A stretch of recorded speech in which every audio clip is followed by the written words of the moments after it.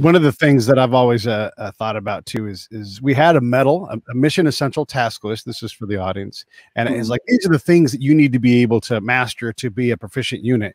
And there were just a zillion things. Like these things couldn't all be essential because you can't do all of them because you have to operate, you have to provision, you have to do all these things. And then how do you go outside the wire and do this? And there was more things that we can handle. And then, like you said, you had all of the validation training, which was how to convoy, how to do some basic first aid. And a lot of this stuff we knew, so it was good to brush up on it. Yeah. But when you pile all of that training together, it's a mountain that's bigger than the time that you've got to train on it. You know, well, didn't focus on the day-to-day stuff.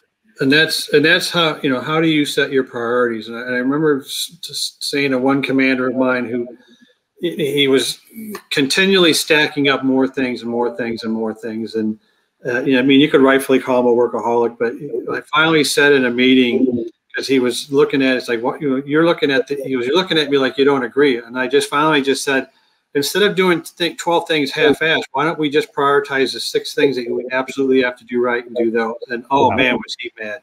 Yeah. But you know, it had to be said. It's, I mean, he told me he respected me for saying it later, but boy, he was really pissed.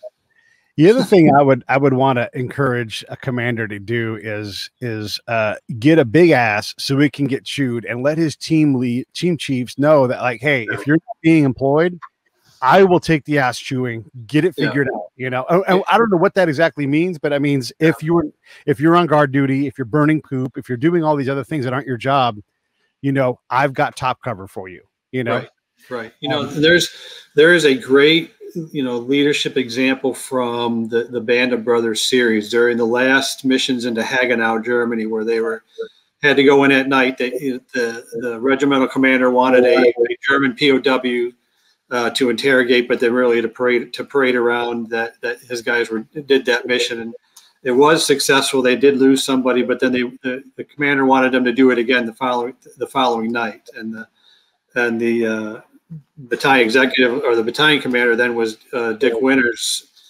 basically said, you know, we're just going to send in a report that says you guys did it, didn't get anything, and get some sleep. We're pulling you off the line tomorrow. When I watched that, so many things rang in my head of how I had to do similar situations where, and that's, you know, you have to take risks in leadership, where I had to prioritize things because I knew we could only do 6 of those 12 things. And so, and I had another commander who he would work himself to the bone, our headquarters commander, and he'd work until 8 o'clock at night. He'd be exhausted. He was short. He was, short-tempered. You know, it was incredibly frustrated all along. It was, you know, you leave at 6 p.m. every day after a 12-hour day. He goes, how do you get all your stuff done? I looked at him. It's like, I don't. He goes, what do you mean? He goes, I know what's important. I know what's not important, and I'm willing to take the bumps on the things that I didn't get done because they're, quite frankly, not important. You know, that's what it is. Yeah, I learned to take naps in combat, and whenever anybody said anything, or I got the hint that someone was saying something, I would address it, because it's just one of those things. Like, this is how I'm a swing shift kind of guy, or a split shift kind of guy. Yeah. And I promise there will still be a war going on when I wake up in 90 minutes. You know, I promise. I promise when I go to bed and everything else.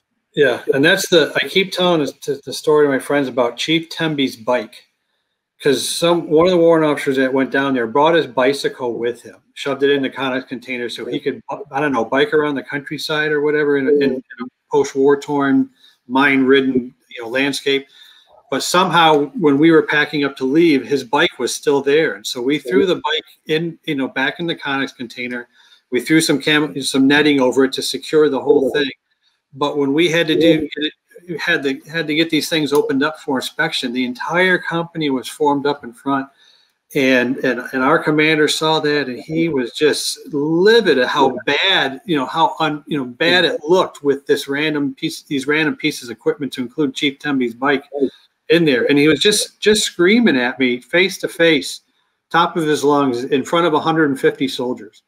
And I you know, of course you don't do anything. You don't say anything. You just say, yes, sir, and you march out. But I had 2 guys come up to me afterwards. It was Bart Dashko, and I think it was Sergeant Bearclaw.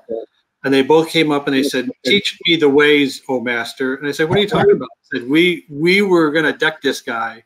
I said, we'd have been thrown out of the military. How is it that you didn't touch this guy? And why didn't you lose your temper? And it's like, losing your temper is not the point. That's, you can take any verbal, any verbal abuse, but it's none of that, it's none of that is worth it. You don't violate your principles just because you're getting frustrated or angry. So and that's where they just said, please teach us how to keep our temper.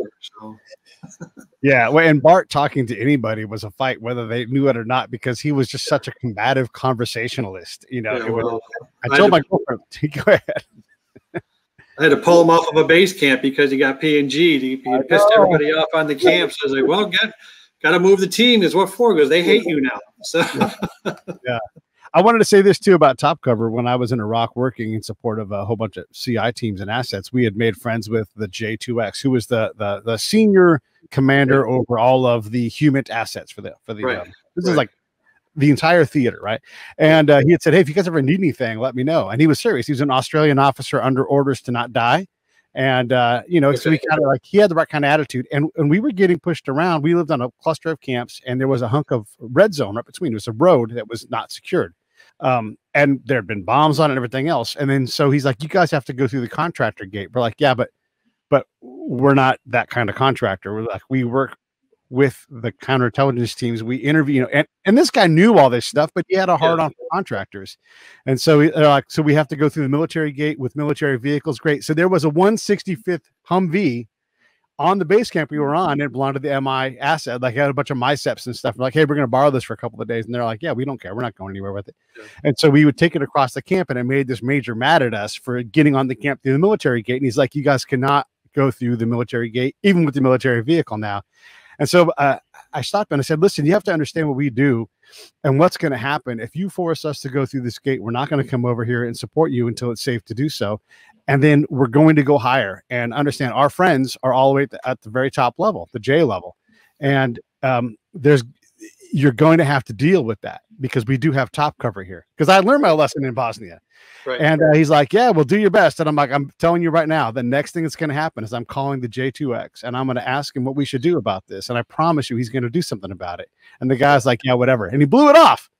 And so, you know what, the next thing I did, I went down and I gave that Australian officer an opportunity to get out of the Alpha Palace for a day and a half. He's like, "I've been dying to get out of here. You just gave me the best reason ever." And it was bad for that major on that camp.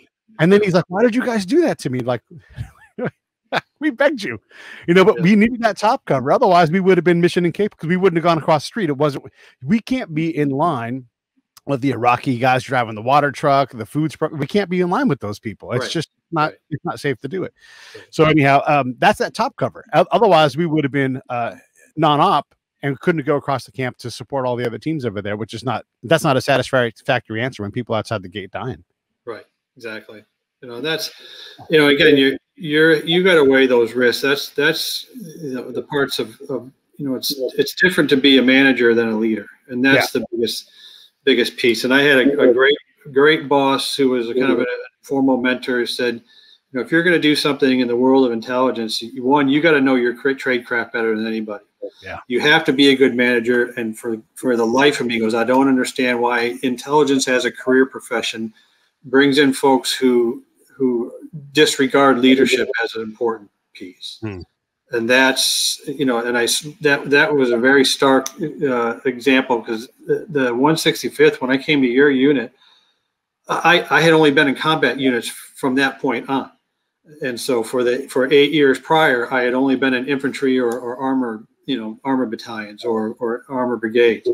And, and I was the only intel guy in those units for, or just the extreme minority with just a small team of folks.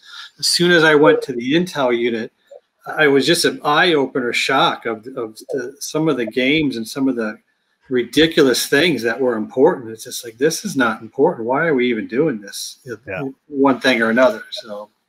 And I didn't realize that until about 20 years later, until I met enough guys in infantry units are like, "What the hell kind of unit was that?" And I'm like, "That's how we did it." They're like, "That is so stupid." Yeah, exactly. I want I want to close that part of the show out, because unless you want to say anything else, it is interesting though. And all these little stories, I think, add up to how challenging it is to do our job and how dangerous it is. But then when we get it right, when we're able to, you know, like one of the things I learned, it's a question for you. One of the things I learned from Bosnia was that my job to gather intel is not to gather all of the intel that's on the list of questions, because the questions are written in a vacuum somewhere else. Right. A lot of what we had to report back was, hey, there's nothing significant to report here, which isn't what you want to report. You want to report other things, like, here's how the mission is going across the entire array of things it could be. You know, if there's not danger, where are areas where the commander can flex in resources and everything. And so I learned that if I built a network that was powerful and I met and knew a lot of people, the information that was threat-based would flow into me. Everybody's looking for threat all the time. Ping, ping, ping, ping, ping, pinging for threat. But then if you don't report back any other aspects of the mission, you can be absolutely failing to win as a commander, but you never hear about it, because everybody, civil affairs, ag teams, whoever it is, they're always reporting how they're winning the war. And, you know, I'm writing an op-ed against what Secretary Gates said the other day about how we should stay in Afghanistan and spend some more aid money. Like, no, we don't get to do that anymore. Your plan did not work. You failed. I watched the ag teams. He talks about girls being in school. I went to those schools 2 days later when they weren't schools anymore, you know, and I talked to the Army units. You didn't know how many schools were in the area. These are the kind of things I focused on. And I would say 95% of what I focused on was that. Did I get threat-based intel? Of course. But I let that flow in through my network, and I let everybody else work, because everybody else is working on that. But when I'm going to the commander with stuff that he can action on, and it doesn't have to be lethal, that's so much more powerful to them, especially when the level of threat is not what you think it is, because you're only looking for threat. Does that make sense? Right. Yes. Well, or you're only looking for a certain type of threat, you know, or you're only looking at certain areas. I mean, in the Balkans, the reason why we were, you know, fairly effective, we were the only game in town in terms of intelligence for a while. And there'd be reports that would come back down from the major 3-letter agencies about, this is our intelligence summary of what's going on in the Balkans. And our team, you know, our operations team would get it. It's like, we wrote this. You know, this is just cyclical reporting. We're the only ones that are really doing any collection, because again, we're the only ones that were able to get off the base camp in less than 4 vehicles and actually go do the missions that we were able to do. Nobody else was able to even get, you know, the poor combat arms guys. God, they weren't doing anything. Our LURS company, their mission was to do a convoy every day, go down to the mass grave sites, make sure nobody disturbed it, and drive back. You know, and the high point of that entire mission, which took place over a month, so they got into an accident with guys from the 82nd Airborne, and they got into a fight on the road. And I had to do a 15-6 investigation to sort out who hit who. You know, that was the high point of that mission.